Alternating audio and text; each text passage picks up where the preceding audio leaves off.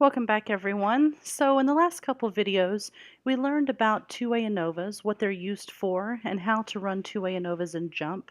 And we learned about the differences between one-way ANOVAs and two-way ANOVAs. And basically that is that a two-way ANOVA has two independent variables that it's looking at. So now all that's left is to graph our results so we can explain it graphically as well as in sentence form. So what we do is very similar to the one-way ANOVA graph that we made before. We're going to go to Tables and Summary. And similar to the one-way ANOVA, we want to look at our dependent variables mean and standard error. So we're going to highlight our dependent variable, click the Statistics drop-down menu, and select mean and also standard error. However, at this point, we want to look at two grouping variables, so our two independent variables, population and salinity. So I'll highlight both of those and I'll move them into the group. All right, so simple enough. Push OK, and we get a listing of our populations, the salinity levels at each one of those populations. So for Newport, we had 0 and 100, and same for all the other populations. And then our mean shell length and our standard errors. So the next thing there is to do is to open up a new Excel file. Let me get rid of some of this stuff. All right, open up a new Excel file so we can transfer this data over and get to going on our chart. So similar to the one-way ANOVA, we're going to have two sets of data here, one for our mean and one for our standard errors.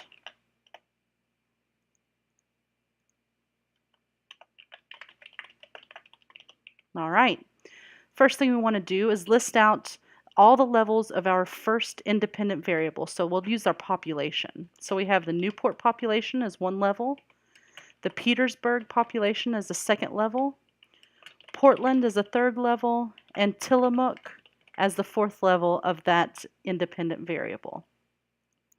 Next we have salinity, which is our second independent variable, and we had 0 parts per million and we had 100 parts per million. All right, simple enough.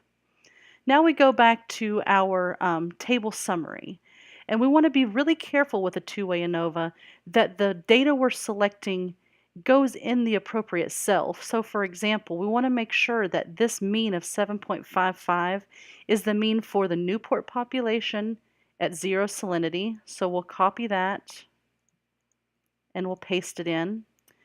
We'll do the same thing for the Newport population at 100 parts per million salinity. So just keep track of what you're doing. Make sure you're putting these values in the proper cells.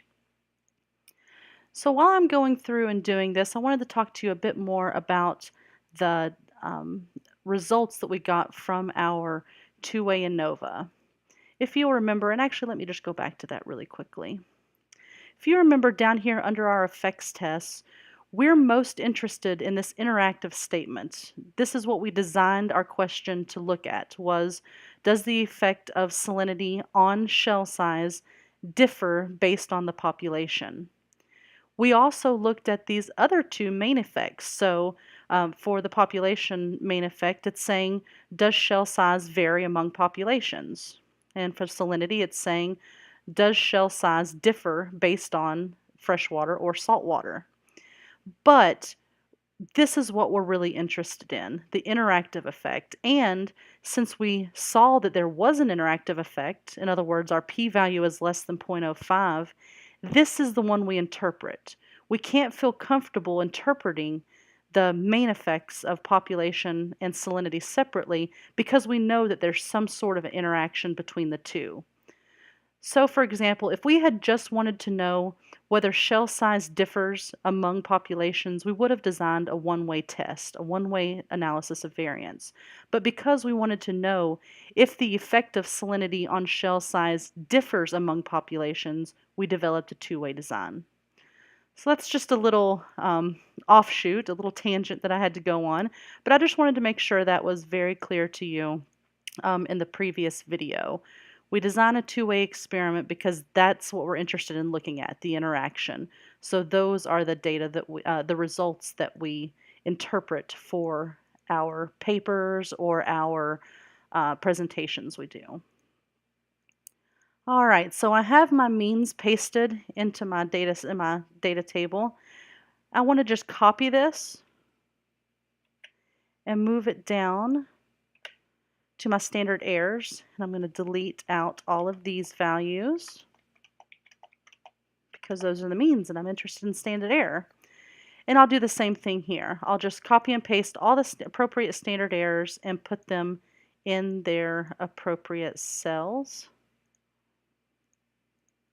And like I said, this may seem kind of tedious to copy and paste everything, but when you look at it on the flip side, if you make a data entry mistake, that's very hard to catch and it could really alter the results that you're trying to present. So I would say it's better off to just play it safe and do this copy and pasting technique.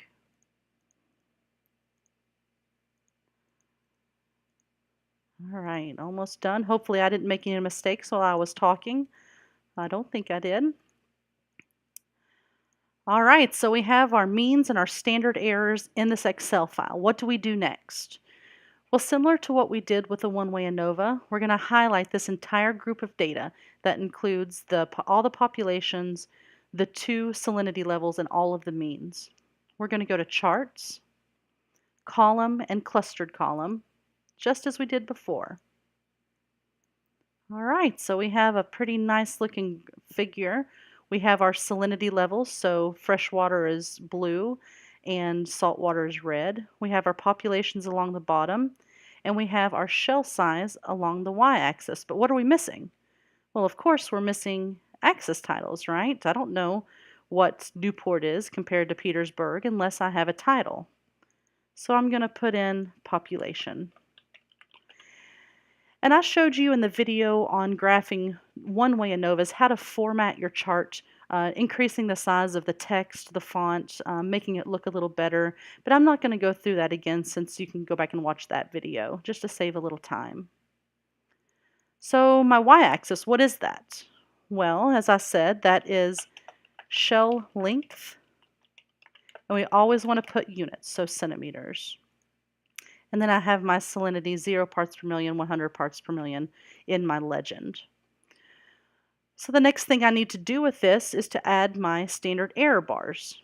To do that, I'll just click on, excuse me, on one of these series, so on one of the blue bars, and that will highlight all of the blue bars.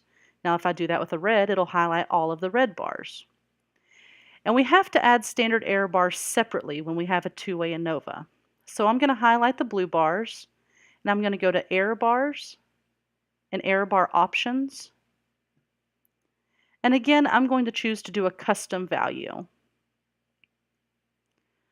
Okay, so what I'm dealing with here is a 0 part per million water. So when I specify my positive and negative error values, I need to be sure I'm specifying only the ones that correspond with 0 parts per million. So I'll do that, and I'll select the same data for each, the positive and negative error value. All right, and that gave me error bars on my blue histogram bars, which are the 0 part per million bars. But I need to do the same thing with the red bars, which represent 100 parts per million. So I'll go to Chart Layout, Error Bars, Error Bar Options. Again, I'll choose to do a custom standard error bar.